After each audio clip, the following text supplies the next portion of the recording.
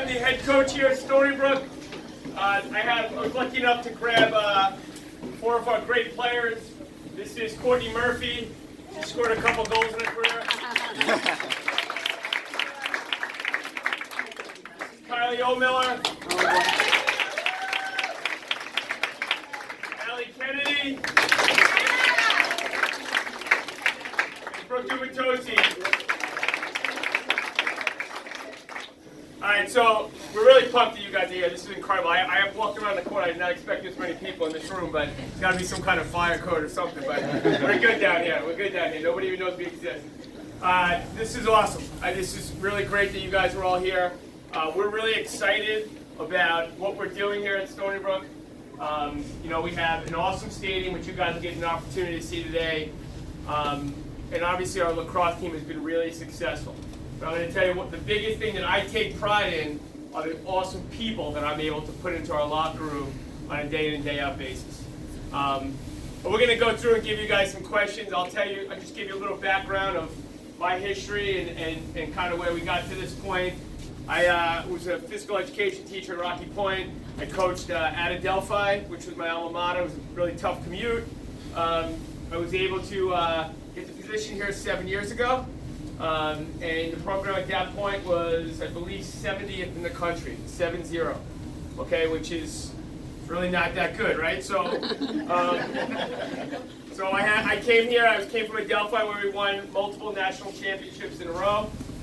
And I remember walking in here my first day, and I was excited, and then kind of started to look around. And I remember asking my wife, like, "Uh-oh, I'm not sure about this. I'm not sure we can get this going." But we had a vision, we had a plan.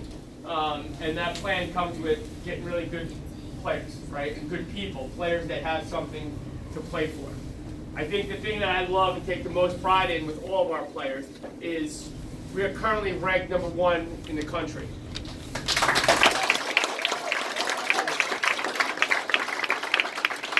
Which is really, really neat with a roster comprised of almost all Long Island kids.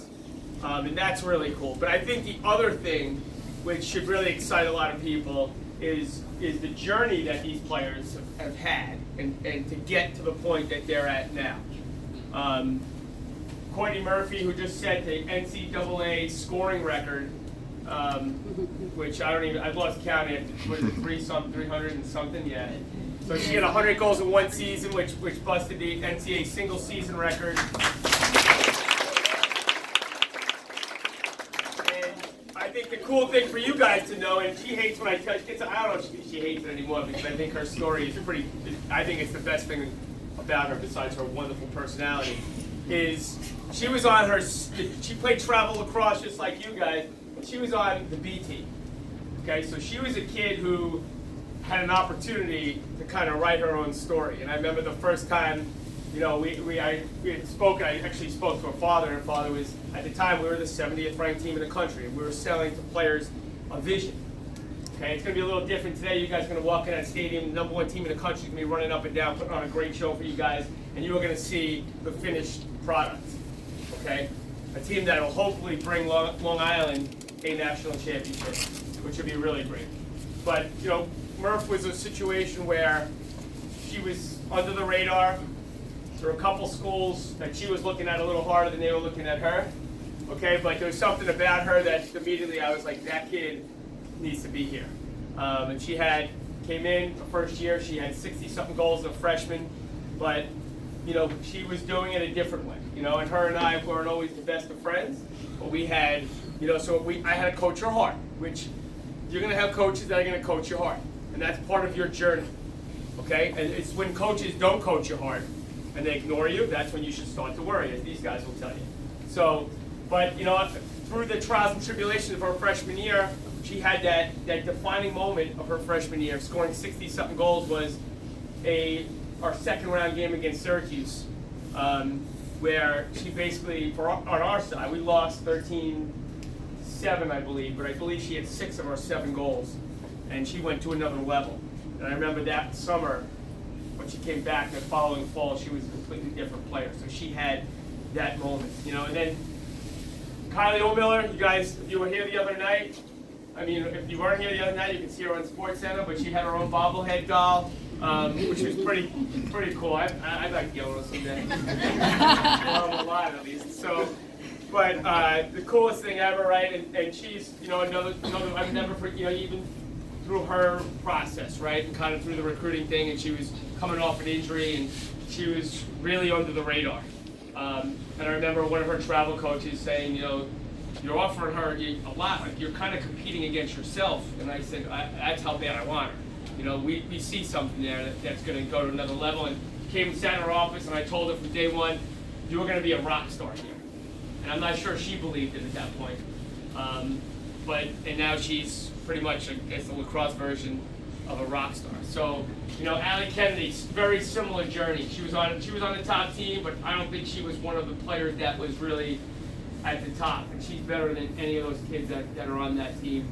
And Brook, well, Brook's a great story. She's a red shirt. So is Murph. They love me so much that they're back for a fifth year with me.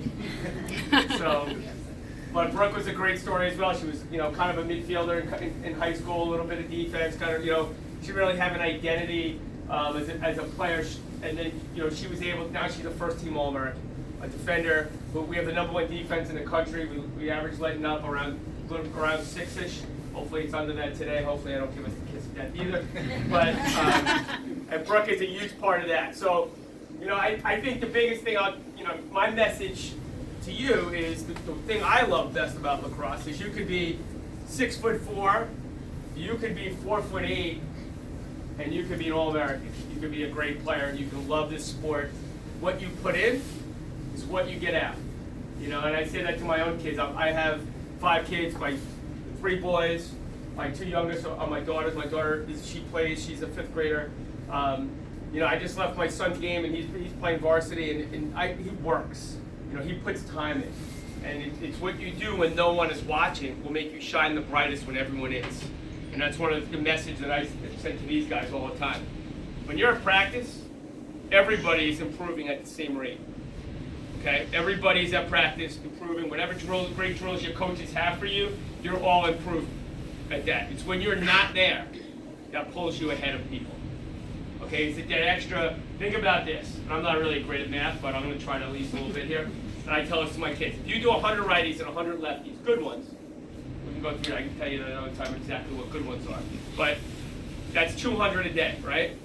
If you do that 5 days a week, okay, how many reps is that? Somebody help me with that. 1,000. So over a month, 4 weeks, that is how many? 20,000. All right, so we have other people struggling that. That's why we're a team in here.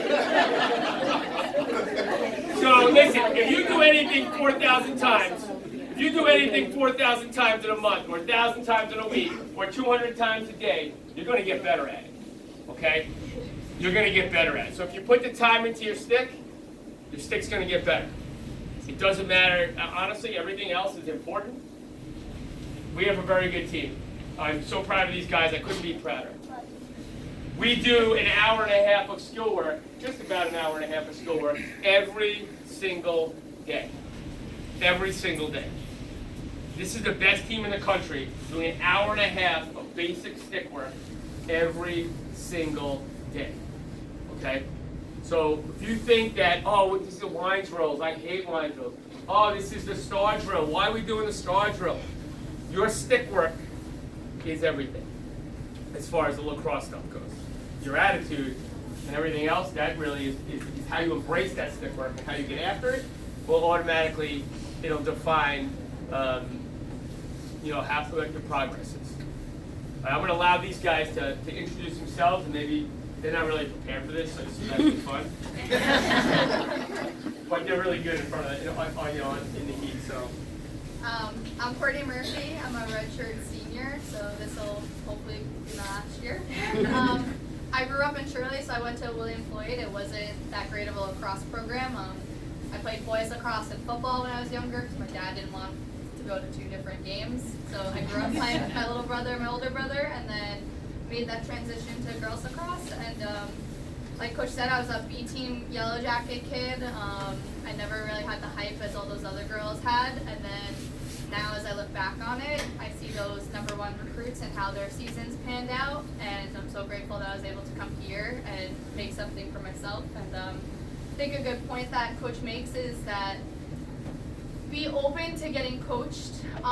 Don't be sensitive. I think that's something that we've all grown accustomed to. I think every one of us has had our own journey with Coach, and like even yesterday, me and Coach got into an argument getting coached up, and we butt heads back and forth, but I think it only makes us better. So that's what I would give you guys as advice. So,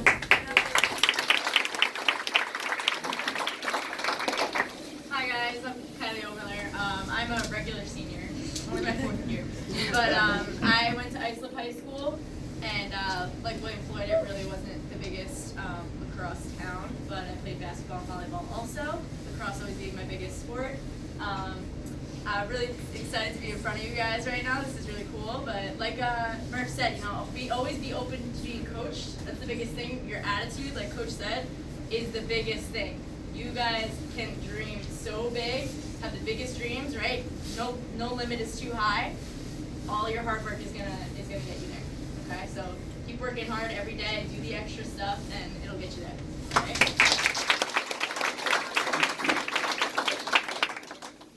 Hi, I'm Allie Kennedy. I'm a sophomore midfielder. I come from North Babylon, which is a town that many have heard of because it's not the best. They've heard of it. Like Kylie Murphy, it's definitely not a lacrosse town, very football heavy and all that stuff. Also, like being coached by Coach, last year was definitely a journey for both of us. A journey that now, looking back, I wouldn't trade for anything, and I'm very grateful for all the opportunities that Stony Brook and Coach Blue has given me. So keep your head up and play hard, and opportunities will grow.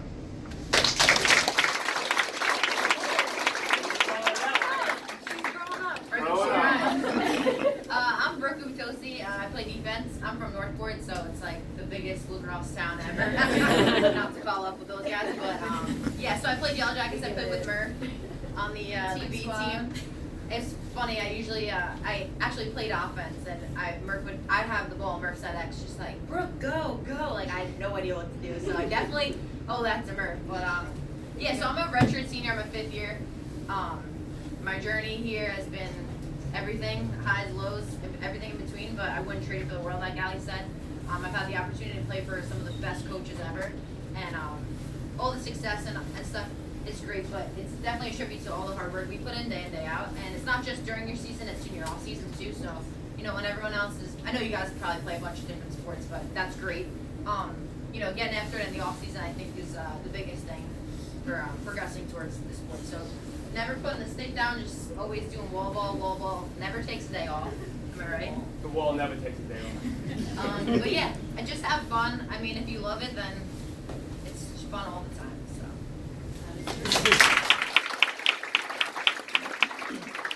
All right, so you guys, one of the things I want to talk about, and I think this is important, and I know moms and dads will appreciate this. We have so many. I get tons of emails every day. The people want to play here. I mean, there's great players, and there's kids that aren't there yet, and there's so many times I'll go to a game to watch a certain player, and I'll leave there liking the work ethic of another kid or somebody who I think that we could help. The best part of my job is teaching, right? It's the ability and the opportunity to coach and mold young people into outstanding role models and players. And that's one of the things that I think is the biggest thing. It's having that chip on her shoulder. She's the best player in the world, okay?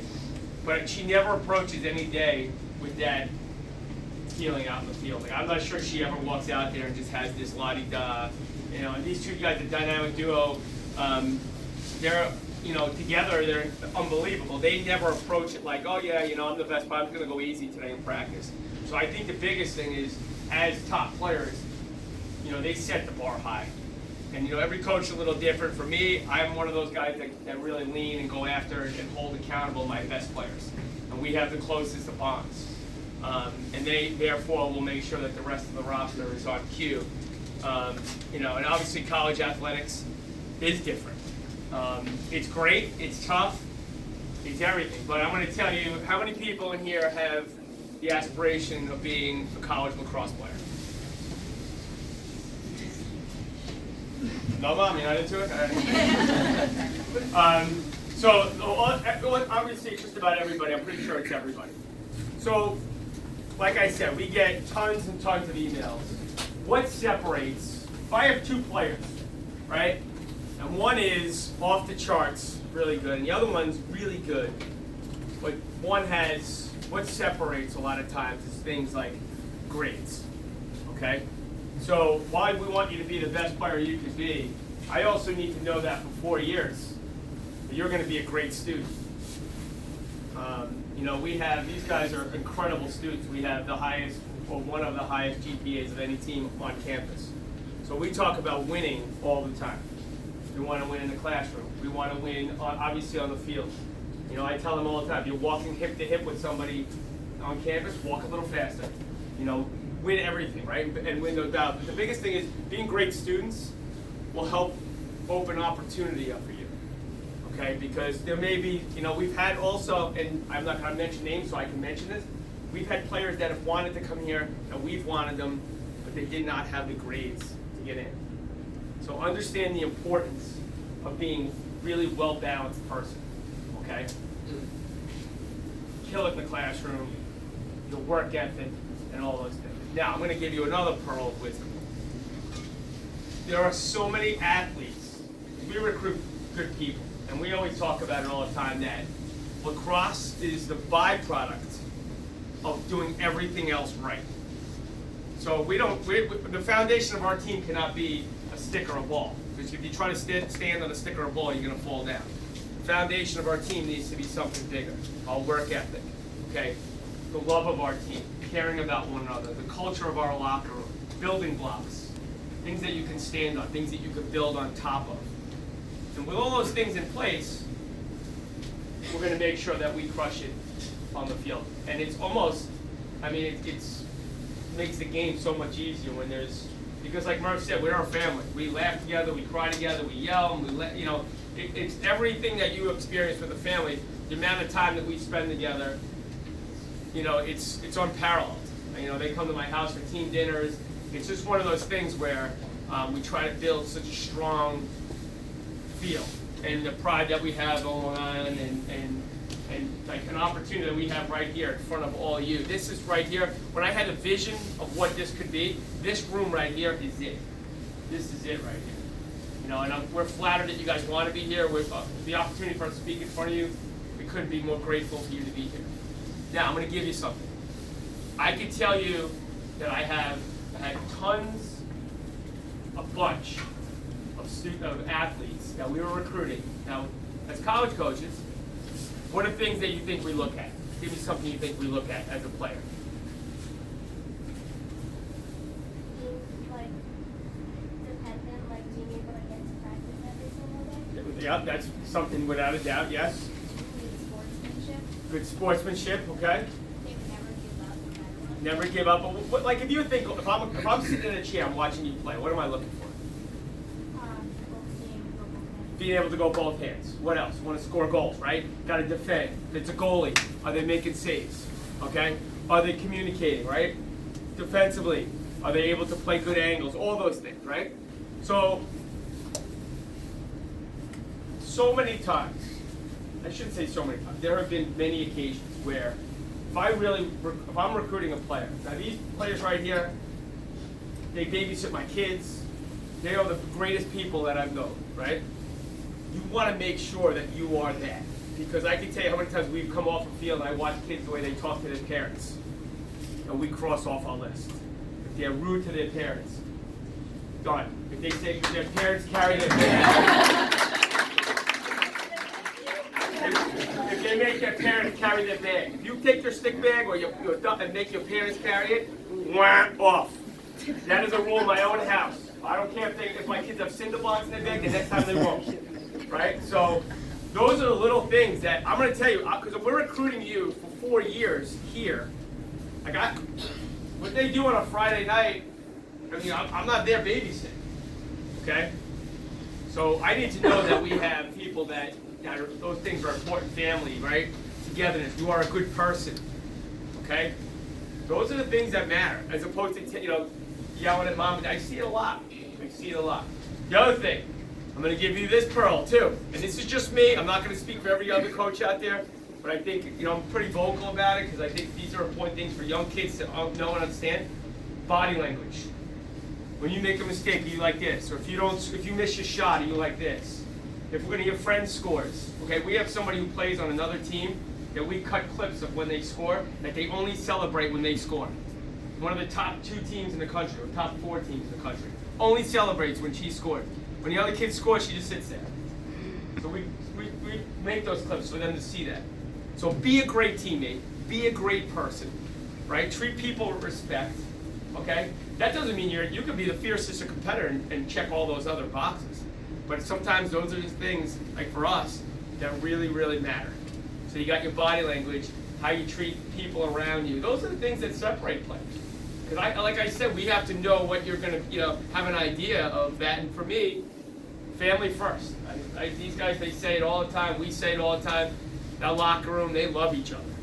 They love each other. So if you have people with different agendas, that's tough. That is really, really tough.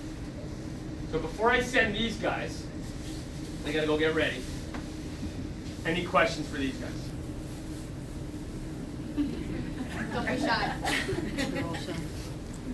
You want to ask Riley about her eye black? Is that what you want to ask? Yeah, it takes a long time to get off. Any questions? Nothing? Guys, you gotta have a couple. We need 4 questions. Give me 4. We got one. You got one? I have a question for you, Coach. Me? Yeah. What do you prefer coaching, boys or girls? I actually prefer to coach the women's game better. So today I will coach today at this game with these people who I love. And then tonight we have a Lizard game. We play the Denver Outlaws with the New York Lizards. We have that game tonight, and I tell them as well. These guys, they want to win, and they just want to win. They want to work, and I'm lucky enough to spend more time with them than the guys. But I do enjoy coaching my boys' teams too. The men, it's something. What was the best part about this season and all the other seasons? Well, I think it's been one of the question was what's been the best part of this season and the last couple of years. I think it's our journey, right? It's the process, which I think is still a term that's starting to get overused, but for us, it's been a process. We go from 70th in the country to 1 within a 6.5 year. That's a big climb really fast. So if you watch what these guys have done, the heroics in building this, and the fact that we have people, young kids, that are here. The other night we set an attendance record where the place was packed. We're giving, today it's a Courtney Murphy replica jersey day. Last game there was the Kylie bobblehead doll, and then Brook. Now, Brook, you didn't tell them? What? Tell them your nickname with the team. I have a lot of nicknames. Well, a lot of people call me Grandma because I'm so old. Is that what you're talking about? Yeah, Grandma. Yep. I was going Grandma. All right, I need 2 more questions. What do you got? How hard was it to get to the #1 spot? You know what? That's a great question, and I'm going to tell you, I thought it was like, once we got here, I was like, whoa. It was tough. It is tough, and the toughest part is staying there.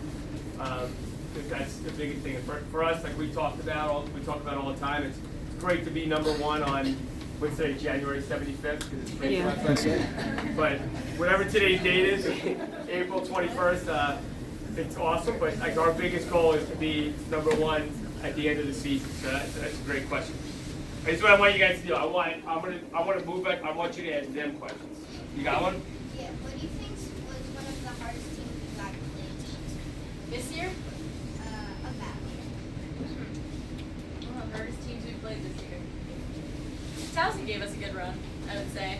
I think we got some big games coming up though that we're looking forward to, and we're definitely going to do our best. We always focus on being the best version of us. We don't really focus on the other team. We focus on being the best version of us, playing to our best potential, and that's what we focus on. Because that's the best thing. Yeah, you hear what she said? We don't get wrapped up in the jersey that we're playing. Right? We're worried about ourselves. It's very easy for us playing against the Big Ten schools, right? All these Michigan, Northwestern, USC, Stanford, all these schools, right? We're going to play Penn State on Tuesday. It's very easy to be starstruck. Oh my God, look who we're playing them. we don't let that, we block the noise and we just play. We want to be the best version of us, regardless of who we're playing anywhere. Whether it's for you guys, right? It's whoever you're playing, it's you and your friends versus them and theirs. Win. Oh, you already had one. What's your guys' favorite part about playing lacrosse? Playing next to each other, making friendships along the way. I have so many memories over the last 4 years that I will never forget, and these guys are lifelong friends. So, and I didn't know any of them before I went to college. So, going to college and going to high school, and you're gonna make so many different friends on your teams, and make sure you cherish those moments. Okay. What do you girls do in the off season to train? And I know you play lacrosse football for the year, but what are some other things you do to stay conditioned so when the season kicks back up, you're ready to roll? Yeah, we work out here daily, every day. Like that's part of the. Basically, if you have a scholarship here, that's your number one job. So, and during the off season, we have lift and conditioning and practice every day, and then during those short couple months over the summer and winter when we're not obligated to be here, we all go home. We have trainers at home, speed trainers, lift trainers that really get us into shape. And every day, 2 hours, 1 hour lift, 1 hour speed and conditioning to just prepare ourselves. And I think the good thing is like we love lacrosse so much that we try to get facilities and we'll go outside in the freezing cold weather and get the gang together and just mess around and pass the ball around and just get ready for the season. So to go piggyback off that question, okay? I'm gonna say, like, my kids, my own, they play 3 sports, okay? And like all my boys are middle, like 3 boys, they're all in middle school, they're all in middle school, but my twins, they play 3 sports. My older son plays 3 sports. I would strongly encourage that you play as many sports as possible, okay? Do not, if you can avoid, I want to say do not, because I don't want to ever tell anyone how to parent their kid. Specialization is not the greatest thing. It really isn't, and it's unnecessary. It will not affect whether I recruit you or not. There's new legislation from the NCAA that September 1st of junior year, there's pros and cons in that. My biggest problem with that is September 1st, because that means that September 1st when you're a junior, we were allowed to speak with you, which is in the middle of the start of your fall season, which to me is going to detract people from playing their fall sports. Play as many sports as possible, okay? You can focus on one harder than the others, but play. My daughter loves lacrosse. These guys walk on water with her. Forget it, right? But she plays soccer and hoops. I'm not sure she loves soccer or hoops, but as her dad, I think it'll help her in the long run in being a multi-sport athlete. So if people tell you to focus on one sport, you can tell them that I said it's not good. And I'll gladly have that debate with anybody, but you are all young athletes that are just, you're growing and you're bright, your best days are ahead of you, and you should be playing. The way you move in football, like I tell my kids love, the way they move in football can help how you move in lacrosse. But if you just play lacrosse, you'll never move that way, the way you move in football. Same thing with basketball. My twins wrestle, my other son that plays varsity lacrosse, he plays hoops. They all play different. You gotta do that. I think it's so important to be your fullest potential. It won't limit you athletically. I think that's really important. How long did it take you to get this good? They're not that good, trust me. After the game, I might say it different, but I got to keep that edge on it.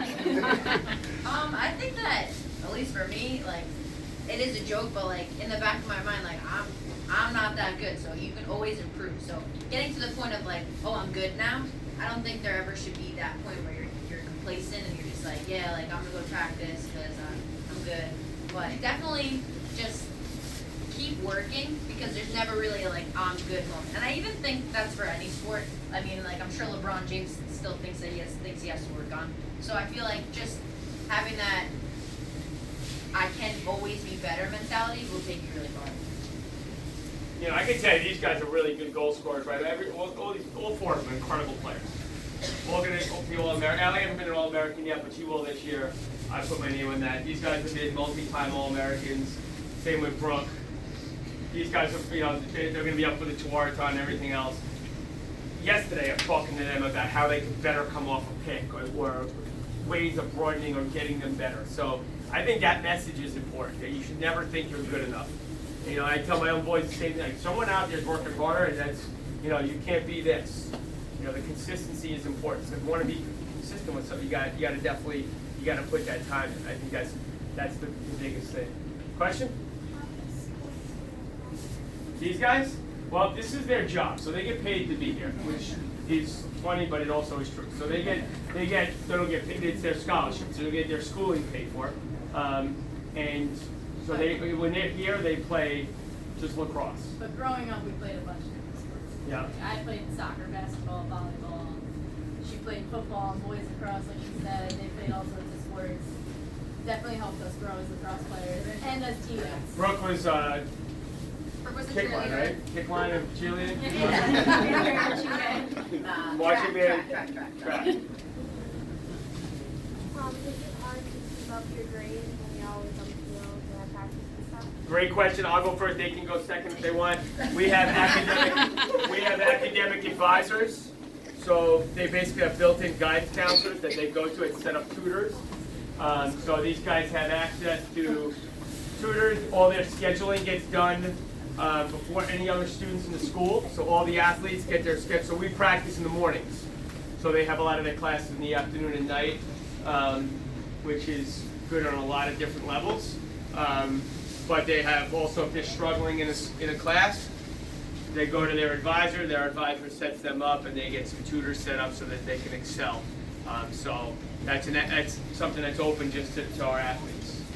You guys want to go? Yeah, I mean, personally, I've never really struggled in school. I think that's like my competitive side of me. Like, if there's another kid, there's another kid in soccer who's in all my classes, and we're competing on who gets the better test grade. I feel like that's just a mentality with me personally. School's never really been an issue, but I mean, maybe Allie can take this one over. She's got a lot of access to Allie our just learned to spell her name correctly. We're excited about that. 2 L's and 1. 2 L's. She's got a nice personality, though. It's definitely a really big adjustment that I obviously have not had an easy transition with, but there's an unlimited amount of resources. You go to teammates, advisors, go to coaches sometimes to help. Everyone's out here to help you, and even though it does get hard and sometimes tests don't go the way you want or tests don't go the way you want, there's always someone to talk to and help you. So. You guys go. Yes. Thank you.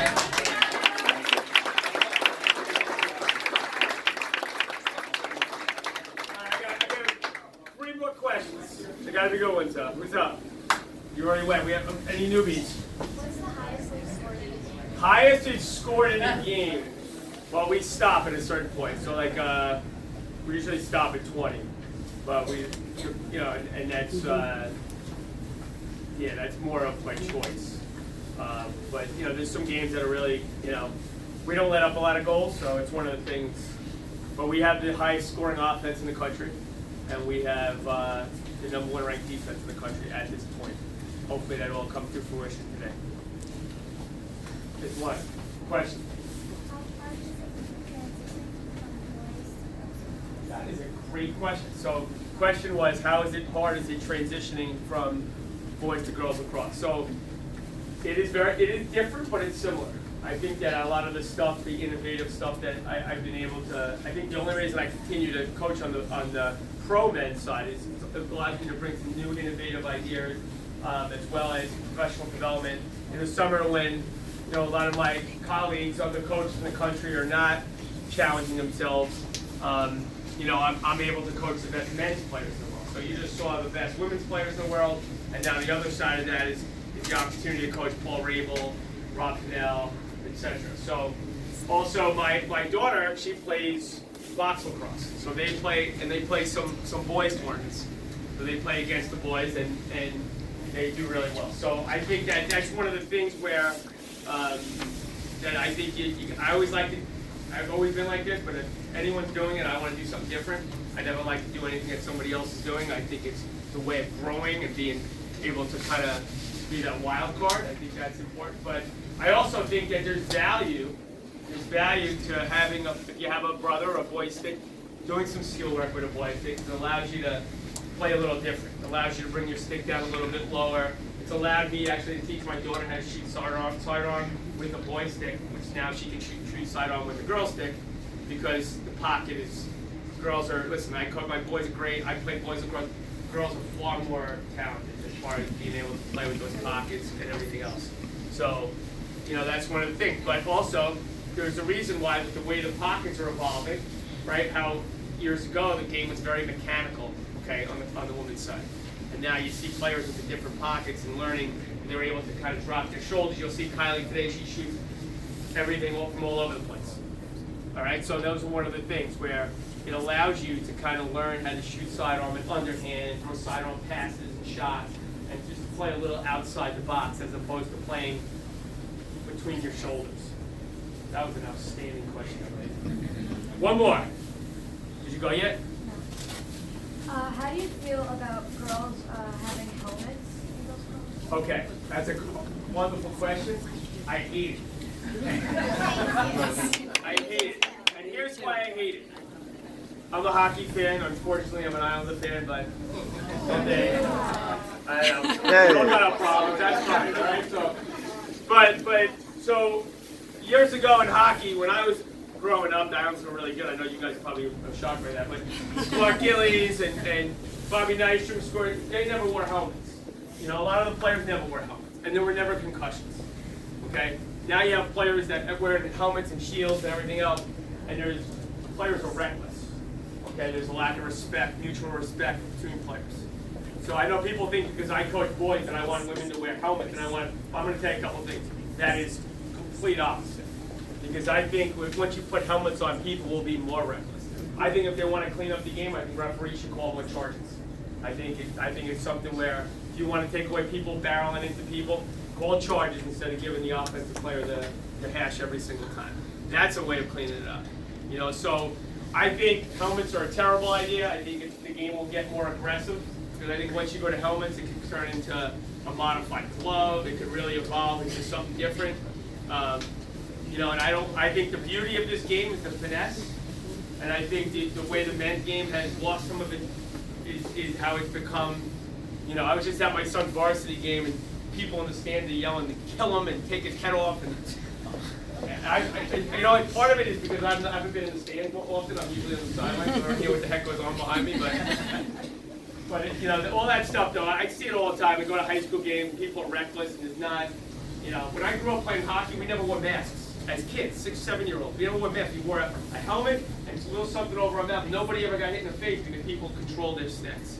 So, to answer your question, I would in no way, shape, or form encourage helmets being legalized. I know people think because I coach boys that I like it. We play hard. We are one of the least penalized teams. We average about 17 or 18 fouls a game, which is, I think, the third best in the country. So we hardly ever foul. We don't foul often. And I think that's something that is coached, something that we focus on having respect and playing hard, playing great, okay, but also not being dirty and being in control of ourselves. I'll throw one more in. What do you got? How do you feel about when people say girls crosses is hard sports? I think that they probably ask the people who do that to pick up a girl's stick and play wall ball. Because I will tell you, I have my boys. I have my son do wall ball with a women's stick because it teaches